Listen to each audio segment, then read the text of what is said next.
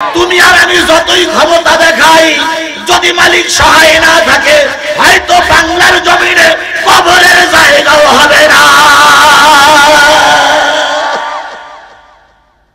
মাঝে মাঝে বাহাদুরি দেখাতেন, ৭১ সাল পর্যন্ত থাকবে।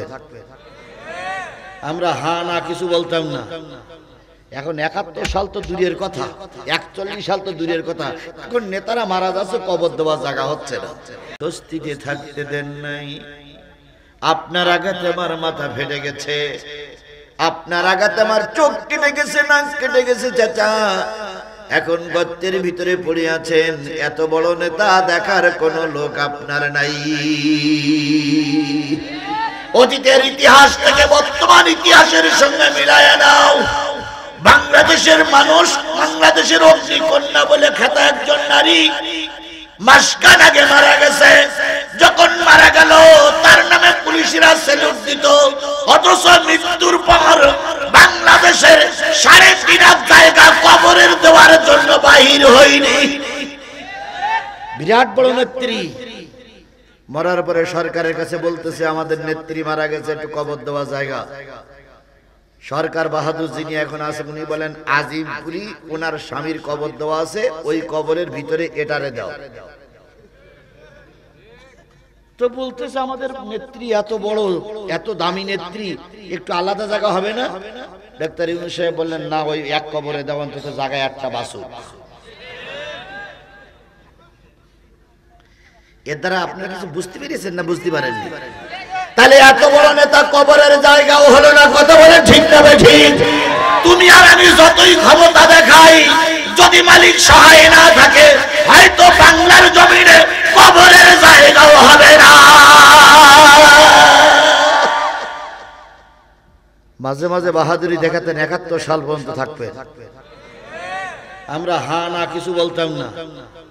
এখন ৭১ সাল তো দূরের কথা, ৪১ সাল তো দূরের কথা, এখন নেতারা মারা যাচ্ছে, কবর দেওয়ার জায়গা হচ্ছে না। জানাজা তো দূরের কথা, কবর দেওয়ার জায়গা হচ্ছে না। খেলা কার? জোরে বলেন, এই খেলা কার? রাসূল চলে গেছে, যার তুই ঠান্ডা হয়ে থাক না। উনি আবার ঘাড় বাঁধাই গেছে কি যুদ্ধ করার জন্য? বদরের যুদ্ধ করার জন্য। দেশে খাই আবু সুফিয়ান কোন রকম পালাই চলে আসলো। উহুদের যুদ্ধে আবার প্রতিশোধ নেওয়ার জন্য গেল। সে যুদ্ধে জয় পরাজয় কিছু হলো না, মুসলমানদের জয় হয়নি, কাফেরেরও জয় হয়নি। এরপরে গেল বদর, উহুদ, ৩ নম্বর খন্দকের যুদ্ধ। খন্দকের যুদ্ধে কাফেরেরা অন্যান্য দেশের মানুষের সহযোগিতা নিয়ে যুদ্ধ করার জন্য বিশাল প্রস্তুতি নিয়ে আসতেছে। নবীজি চিন্তা করলেন, এই যুদ্ধে যদি আমরা টিকতে না পারি, কালেমা পড়ার লোক আগামীকাল কেউ থাকবে না। তাই নবীজি সবাইকে নিয়ে খাল খননের ব্যবস্থা করলেন। কি খনন? পরীক্ষা খনন, খাল খনন। ওই যুদ্ধে নিজেই সেনাপতি আমার নবী কোমরে বেল্ট বেঁধে হাতে কুরআন নিয়ে, হাতে কোদাল নিয়ে মাটি খনন করতেছেন। খনন করতে করতে করতে করতে কিছু সাহাবীরা লক্ষ্য করলেন, নবীজি একবার যদি কুড়াল মারে, দ্বিতীয়বার কুড়ালটা উঠাইতে পারে না। অনেকক্ষণ পর সাহাবী আজমাইন বন্দি একটু সহযোগিতা করলে কুড়ালটা উঠায়। নবীজি অনেকক্ষণ দাঁড়িয়ে থাকে, আবার কুড়ালের আঘাত করে। জাবের বলে একজন সাহাবী ছিলেন, তিনি বলেন, ইয়া রাসূলুল্লাহ, আপনার চেহারা দেখলে মানুষের পেটে ক্ষুধা থাকে না। আপনি যে পথ দিয়ে যান সেই পথটা আতর এবং গোলাপের সুগন্ধ ভরপুর হয়ে যায়। নবী গো, একবার কুড়াল মারলে দ্বিতীয়বার কুড়াল মারতে পারেন না, একটু দয়া করে বলবেন কি কষ্টের কারণটা? নবীজি বললেন, জাবের, অল্পক্ষণের ভিতরে কাফেররা আক্রমণ করবে, চলে যাও। আজ 7 দিন পর্যন্ত আয়েশার ঘরে কোনো আগুন জ্বলে না, পেটে দানা পিনা কিছু পড়ি নাই। এই জন্য বড় ক্ষুধার্ত অবস্থায় যুদ্ধের ময়দানে এসেছি। একটা কুড়াল মারলে আর একটা কুড়াল মারা যায় না। জাবেরের চোখ বেয়ে বেয়ে পানি পড়তেছে আর বলতেছে, আল্লাহ, তুমি না বলেছো সাইয়্যিদুল মুরসালিন, তুমি না বলেছো খাতামান নবীন, নবী রাসূলদের সরদার বিশ্ব নবী, তার ঘরে খাবার নাই, কুড়াল উঁচু করলে মারতে পারে না। না না না, এটা মেনে নেওয়া যাবে না। তিনি বললেন, ইয়া রাসূলুল্লাহ, আমাকে একটু ছুটি দিতে হয়, বাসায় যাব। নবীজি বলেন, অল্পক্ষণের ভিতরে কাফেরেরা চলে আসবে, তুমি কি তোমার দায়িত্ব পালন করেছো? কই, ইয়া রাসূলুল্লাহ, অল্প একটু বাকি আছে, সেই সার্ব আমাকে একটু অনুমতি দেন। জাবের চলে গেলেন বাড়িতে, স্ত্রীর কাছে বলতেছে, স্ত্রী, জীবনে যা দেখেছি এরকম দৃশ্য যেন কোনো মানুষ না দেখে। কি দেখেছো স্বামী? কয়, রহমতের নবী, দয়ার নবীর চেহারার দিকে তাকাইলে মানুষের পেটে ক্ষুধা থাকে না। হযরত আনাস বর্ণনা করেছেন, পূর্ণিমার রাত্রিতে নবীর চেহারার দিকে তাকাইছি আর চাঁদের দিকে তাকাইছি, চাঁদের ভিতরে কলঙ্ক দেখা গেছে, কিন্তু আমার নবীর ভিতরে কোনো কলঙ্ক দেখা যায় নাই। সেই নবী একবার কুড়াল মারলে আর কুড়াল উঠাতে পারে না, ঘরে খাবার নাই। তোমার ঘরে যদি কোনো খাবার থাকে একটু ব্যবস্থা করো, আমি নবীকে একটু দাওয়াত করতে চাই। জাবেরের স্ত্রী বললেন, স্বামী, খুব বেশি হলে যে আটা আছে, আটাগুলো যদি রুটি বানাই, তিনজন ব্যক্তি পেট পুরে খাবে। যদি স্বাভাবিক খাওয়া খায় তাহলে 10 জন ব্যক্তি খাইতে পারে। তুমি চাইলে 3 জন অথবা 10 জন ব্যক্তিকে দাওয়াত করতে পারো। জাবের বললেন, শুধু রুটি নবীর সামনে দেওয়া যাবে না, একটু গোশত, রুটি, হালুয়ার ব্যবস্থা করো। নবীজির জাবেরের স্ত্রী বললেন, ছোট্ট একটা ছাগল আছে, ছাগলটা জবাই করো। ছাগলটা জবাই করে রুটি তৈরি করে নবীজির জন্য অপেক্ষায় থাকতে বললেন স্ত্রীকে। নবীর পাশে যে কানে কানে বলতেছি, ইয়া রাসূলুল্লাহ, আপনার দুঃখ বেদনা দেখে আমি সহ্য করতে পারি না, তাই আজকে নিয়ত করেছি দুপুর বেলায় জোহরের পর আমার বাড়িতে আপনার একটু গোশত এবং রুটির দাওয়াত করলাম। ও আমার জাতি, ভালো করে বুঝতে হবে, দ্বীন এমনি আসেনি, ইসলাম এমনি আসেনি। ইসলাম এসেছে অনেক কষ্টের পরে, ইসলাম এসেছে অনেক রক্ত দেওয়ার পরে। সেই ইসলামকে এখন আমরা মামার বাড়ির আবদার মনে করেছি, যে যেভাবে পারে সে সেইভাবে ব্যবহার করতেছে। কথা বলেন, কথা বলেন, কথা বলেন, কথা বলেন। আমার ভাইয়েরা, নবীজি বললেন, কয়জনের? ইয়া রাসূলুল্লাহ, আবু বকর, ওমর আর আপনারা। নবীজি বলেন, আমার সাথী সঙ্গী 3000।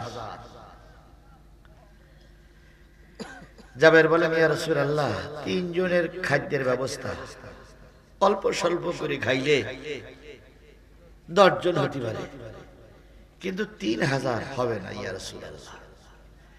নবী বললেন, হবে কিনা দায়িত্বটা কার পরে ছেড়ে দাও, হবে কিনা দায়িত্বটা কার পরে ছেড়ে দাও। জাবের বলেন, ইয়া রাসূলুল্লাহ, ছেড়ে তো দিলাম, কিন্তু আমি তো জানি ঘরে কয়জনের রুটি আছে, আমি তো জানি কতটুকু গোশ আছে, কয়জন খেতে পারবে। নবীজি বললেন, তোমার দায়িত্ব শেষ, আল্লাহর দায়িত্ব শুরু। সুবহানাল্লাহ, সুবহানাল্লাহ, সুবহানাল্লাহ। তোমার আমার দায়িত্ব ময়দানে নামাজ, আর দিন কায়েম হবে কি হবে না, ও দায়িত্ব কার? জোরে বলেন, ও দায়িত্ব কার? জালেম শাসকের সামনে নারায়ে তাকবীর স্লোগান নিয়ে ময়দানে নামাজ দায়িত্ব তোমার আর আমার।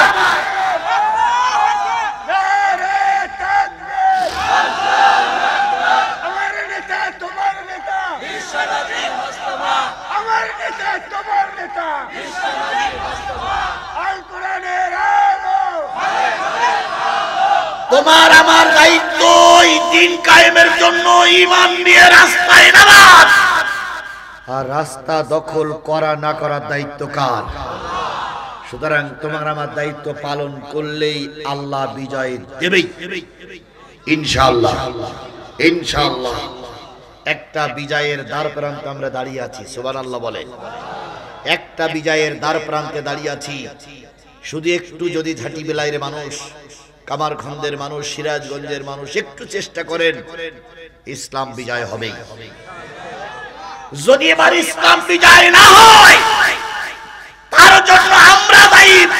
সব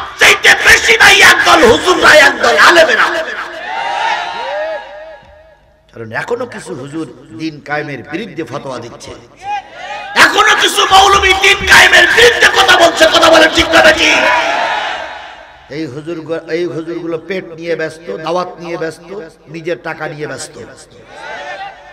2 ঘন্টা আলোচনা করে একটা বারের জন্য কোরআন কায়েমের পক্ষে কথা বলে না। এই জন্য এবার আমরা ইসলামের দ্বার প্রান্তে এখন দাঁড়িয়ে আছি। যদি এই দ্বার প্রান্তে পার হয়ে যদি ইসলাম প্রতিষ্ঠা করতে না পারি, বিশ্বাস করো কামারখন্দের মুসলমানেরা রাসূলের কাছে মুখ দেখানো যাবে না। রাসূল তো সুপারিশ করবেনই না, বরং রাসূল বলবে এত সুযোগ আল্লাহ দিল, সুযোগটা তোরা কাজে লাগাতে পারলি না, তোরা সহকান দূর হয়ে যা, দূর হয়ে যা। এই জন্য আমরা যে যে সেক্টরে আছি সেই সেক্টরের থেকে আমরা একে অপরের জন্য কাজ করব। কি নিয়ত আছে না? একজন মসজিদের ইমাম সেই ইমামতির জায়গা থেকে কাজ করবে, একজন মাদ্রাসার প্রিন্সিপাল সে প্রিন্সিপালের জায়গায় বসে কাজ করবে, একজন মেম্বার সে মেম্বারের জায়গায় বসে কাজ করবে, একজন কৃষক সে কৃষকের জায়গায় বসে কাজ করবে, একজন বাড়িওয়ালা তার পরিবারের জন্য কাজ করবে। সকলকে এখন দিন কায়েমের জন্য ঐক্যবদ্ধ হবে, দিন কায়েমের পক্ষে থাকতে হবে। আল্লাহ কবুল করুন। আরেকটু জোরে বলেন আমিন। আমার ভাইরা, নবী বললেন যাবেন বাড়ি যাও, বাড়ি যে তোমার স্ত্রীকে বলো 3000 লোক তোমার বাড়ি আজকে দুপুরবেলা দাওয়াত খেতে যাবে। বলেন তো যাই অ্যারেঞ্জমেন্ট হয়েছে কয়জনের জন্য? 3 জনের জন্য। একটু হালকা পাতলা খাইলে সেখানে কয় হাজার? বলেন তো ওর জীবনে পানি আছে? তখন মনে মনে ভেবছিস দাওয়াত না করাই ভালো ছিল, কারণ এর চেয়ে তো লজ্জার শেষ থাকে না। আমি দাওয়াত করলাম অথচ ঘরে বাড়িতে এসে রুটিও নেই, ভাতও নাই, তাহলে খারাপ লাগবে না? মেয়ে বিয়েতে বরযাত্রী আসবে 50 জন, সব অ্যারেঞ্জমেন্ট করা। বর কামারখন্দে এসে বলতেছে যে আমার সঙ্গে লোক আছে কিন্তু 500। তা তোমার বাবা আসতে কতক্ষণ লাগবে? আর 15 মিনিট। এখন 15 মিনিট পরে লোক আসবে কয়শো? যাই অ্যারেঞ্জমেন্ট করা হয়েছে কয়জন খাবে? তো তাই আর নেই, আর 50 জন খাক, কিন্তু আসবে কয়জন? তখন আপনার পালানি ছাড়া বিকল্প কোনো রাস্তা আছে? বাধ্যই বলতে তোরা যা পারিস করা, এই বাড়ি থেকে পালাই দিলা। 2 ঘন্টা সময় পালি নাই, ব্যবস্থা করা যেত। আল্লাহ নবী বললেন কয় হাজার লোক হলো। অ্যারেঞ্জমেন্ট যা করা হয়েছে 3 জন থেকে 10 জন, কিন্তু লোক আসবে 3000। জাবেরের মুখটা মলিন হয়ে গেল। নবী বললেন জাবের মুখ মলিন করো না, আমিও যেমন ক্ষুধার্ত, আমার সাহাবীরাও ক্ষুধার্ত। আমি একা একা খাবার, ওরা খাবে না, তা হতে পারে না। বাড়িতে চলে যাও, তোমার স্ত্রীকে বলো যতক্ষণ আমি না আসবো ততক্ষণ গোশের পাতিলটা যেন চুলার থেকে না নামায়। আর রুটি যা করেছো রুটির পাত্রটা ঢেকে রাখো, আমি যেই নিজে হাতে বন্টন শুরু করব। জাবের বাড়ি আসলেন, স্ত্রীকে সব বললেন, আর বললেন নবী একটা আশ্বাস দিয়েছি, তুই কুলিয়ে যাবে। সুবহানাল্লাহ। রুটির পাত্রটা ঢেকে রাখা হলো, গোশের পাত্রটা চুলার পরে রাখা হলো। 3000 সাহাবী দুপুর বেলা এসে হাজির। দাওয়াত পেয়েছি, পেট পুরে খাবো। নবীজি এবার 2 খান করে রুটি নিলেন, 2 পিস করে গোশত দিলেন, একটু ঝোল দিয়ে আবু বকর, ওমর, আলী, ওসমানের দিয়ে মেহমানদারি করতে শুরু করলেন। 3000 লোকের কাছে রুটি আর গোশত পৌঁছায় গেল।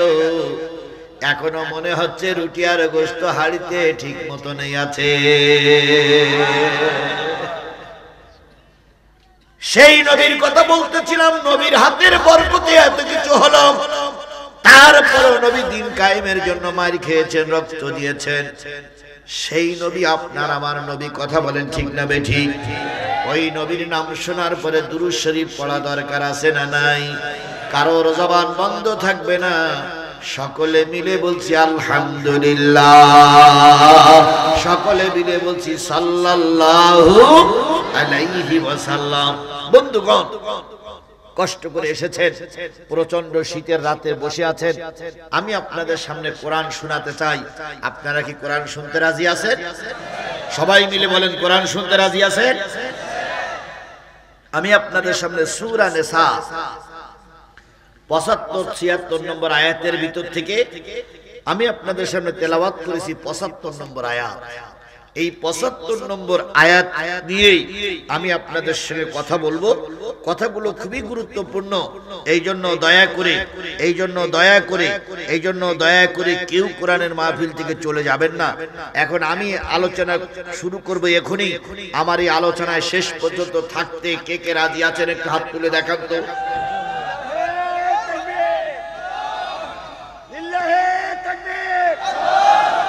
আচ্ছা, এবার হাত নামা। আচ্ছা, হয়েছে।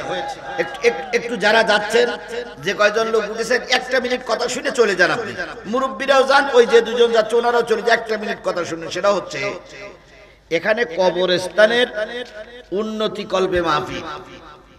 কবরস্থানে শুয়ে থাকে জীবিত লোক না মরা লোক? ভালো করে বুঝুন, জীবিত লোক না মরা লোক? তাহলে মরা লোকের উন্নয়ন কল্পে এই মাহফিল, তাই না ভাই? আচ্ছা, কবরস্থান খুব পাকা করে দিলাম, কিন্তু কবরের ভিতরে যারা আছে তাদের কবরে আযাব হচ্ছে। তাহলে কি গোরস্থানের উন্নতি হইল না অবনতি হইল? গোরস্থান পাকা নয়, গোরস্থান খুব বেশি নাম জাকজমট নয়, কিন্তু কবরের ভিতরে যে কজন আছে শান্তিতে আছে। এর চাইতে উত্তম কবর আর কিছু হতে পারে না। এখন কবর যে যাওয়া লাগবে এই কথাটা বিশ্বাস করেন না? কেটা কেটা হাত তোলেন তো। মৃত্যু যে হবে এই কথাটা কার বিশ্বাস নেই? মৃত্যু হবে না? আচ্ছা, ফেরাউন অনেক বছর ছিল, ফেরাউন আছে না গেছে? এবার 2 নম্বর প্রশ্ন, আপনি আমি কবরে যাওয়ার পরে নিশ্চয়ই আপনার সঙ্গে একটা লোক যাবে, আপনার স্ত্রী যাক ছেলে যাক। এখন আপনি কারে নিয়ে যাবেন? কেউ যাবে? তাহলে আপনারাই বলতেছেন কেউ যাবে না। কবরস্থান, কবরে যে বাড়ি, সেই কবর খোলা যেটা হয় সেটা কি ঘরের ভিতরে হয় না বাইরে হয়? কোথায় হয় সেটা? সেখানে দিনের বেলায় কেউ যাইতে চায় না। তাহলে একটা নির্জন জায়গায় সম্পূর্ণ একা একা অবস্থায় আপনাকে থাকতে হবে। ওই কবর দৈনিক 5 বার ডেকে বলে আমাকে, দৈনিক 40 বার ডেকে বলে, আমি অন্ধকার ঘর, আলো নিয়ে এসো। আমি পোকার ঘর, পোকার থেকে বাঁচার জন্য ঔষধ নিয়ে এসো। আমি ভয়ঙ্কর জায়গা, বাঁচার থেকে সাথী নিয়ে এসো। দৈনিক 50 বার 40 বার 5 বার ডেকে ডেকে আপনাকে বলে। কতটুকু তৈরি হয়েছেন? আমি একটুখানি কথা বলে মূল আলোচনায় চলে যাচ্ছি। যুবকেরা, তোমরা যে চলে যাচ্ছ, তোমাদের মতন কত যুবক রাস্তায় পড়ে থাকে? তোমাদের মতন কত যুবক হার্ট স্ট্রোক করে মারা গেল? তোমাদের মতন কত যুবক কারেন্ট শর্ট করে মারা গেছে? কথা বলেন ঠিক না ঠিক? তোমার আর আমার মৃত্যু হবে, আসার নিয়ম আছে, যাওয়ার কোন নিয়ম? আসার নিয়ম আছে, যাওয়ার কোন নিয়ম? একদিন না একদিন আমাকে যেতেই হবে। কথা বলেন ঠিক না ঠিক? এই কবরে গেলে প্রত্যেকটা মানুষের কাছে কয়টা প্রশ্ন জিজ্ঞেস করা হবে? মান রব্বুকা মান দীনুকা মান নাবিয়ুকা, 3টি প্রশ্ন। কিয়ামতের দিন আল্লাহ পাক 5টা প্রশ্ন জিজ্ঞেস করবেন। আল্লাহ রাসূল বলেছেন, লা তাজুলু কাদামা ইবনে আদামা হাত্তা ইয়াসআলান 50। প্রতিটা আদম সন্তানকে 5টা প্রশ্ন জিজ্ঞেস করা হবে। তোমাকেও জিজ্ঞেস করা হবে, প্রধান অতিথিকে জিজ্ঞেস করা হবে, মুরব্বিকে জিজ্ঞেস করা হবে। আমি আজিজুল চিল্লাচ্ছি, আমাকেও কয়টা প্রশ্ন জিজ্ঞেস করা হবে? এই মাহফিল থেকে সেই 5টা প্রশ্নের উত্তর নিয়ে বাড়ি যেতে হবে। 1 নম্বর, ও আমার বান্দা, সারাটা জীবন তুমি কোন পথে ব্যয় করেছো? তোমার আমার জীবনটা কোন পথে ব্যয় করেছো? যদি বলো আমি আমলিক করতাম, আমলিক করার পরে যদি আল্লাহ মাফ করে দেয়, আজকের থেকে আমলিক আরো বেশি বেশি করে করবেন। যদি আল্লাহ বলে বিএনপি করলে মাপ, আপনি বিএনপি করবেন। যদি জাতীয় পার্টি করলে মাপ হয়, জাতীয় পার্টি করবেন।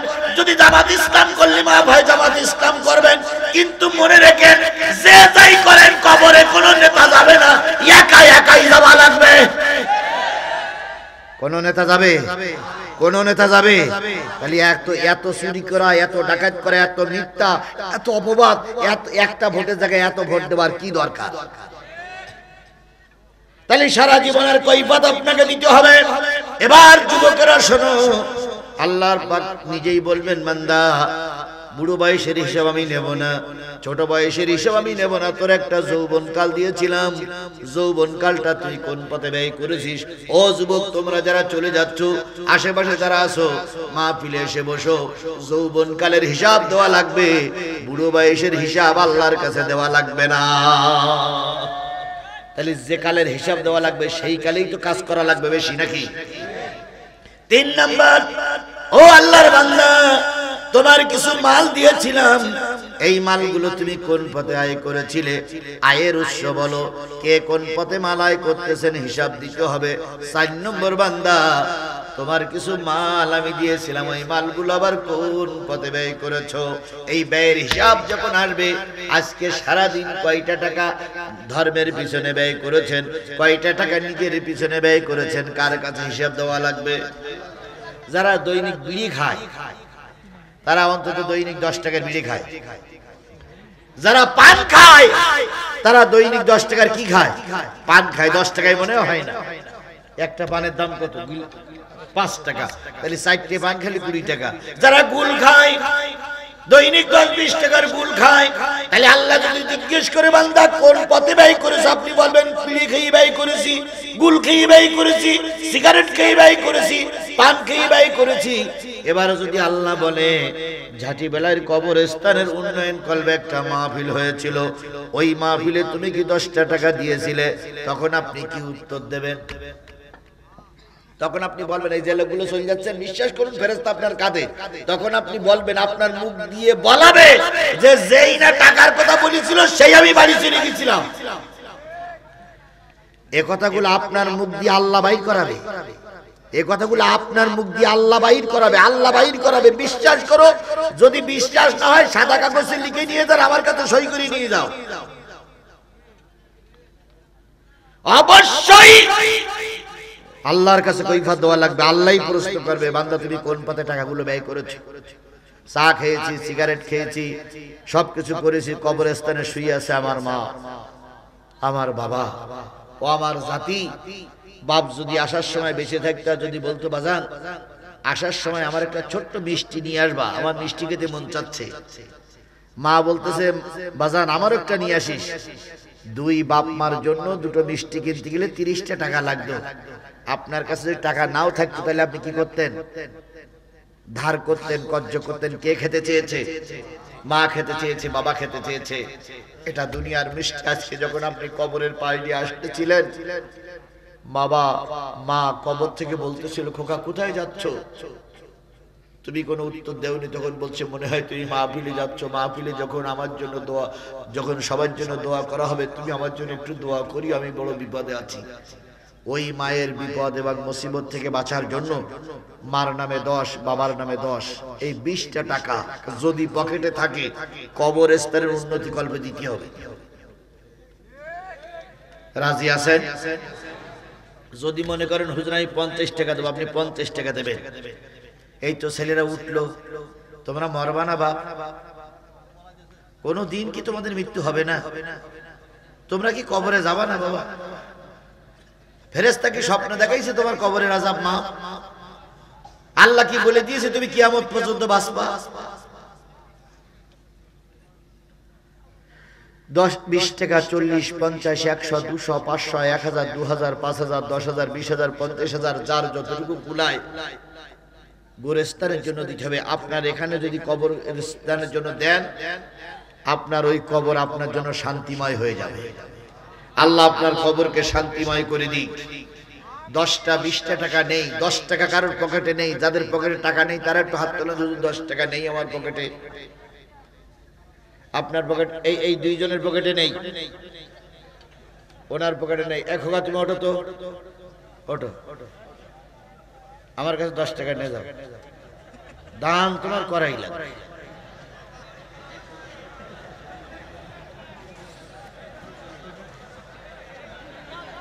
আসো,